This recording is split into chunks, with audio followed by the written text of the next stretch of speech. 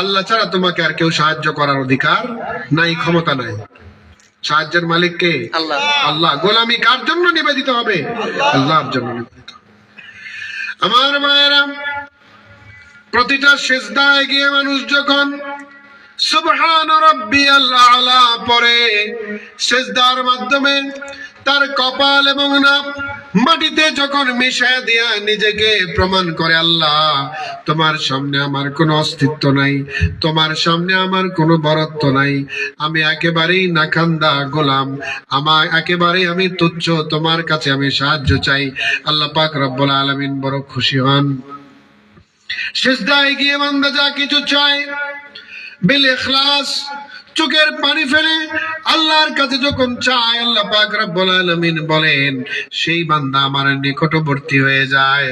আর নিকটবর্তী যারা হয়ে যায়, আমি তার সমস্ত আশা আকাঙ্ক্ষাকে পূরণ করে দেই। আমার ভাইরা, মনোযোগ দিয়ে সেই সালাত পড়তে হবে।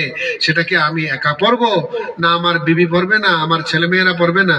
তারা তো আমার জিম্মার ভিতরে, সুতরাং তাদেরকেও আমি সেই নামাজি বানাবো। আরশের নিচে আমাকে ছায়া পেতে হবে, নাকি ঠিক কিনা বলেন? এবার কোন চালাক বান্দা যদি বলেন যে হুজুর আপনার পুরা ওয়াজটাই তো দেখতেছি মরার পরের ওয়াজ, আগের তো কোনো কাহিনী নাই, হ্যাঁ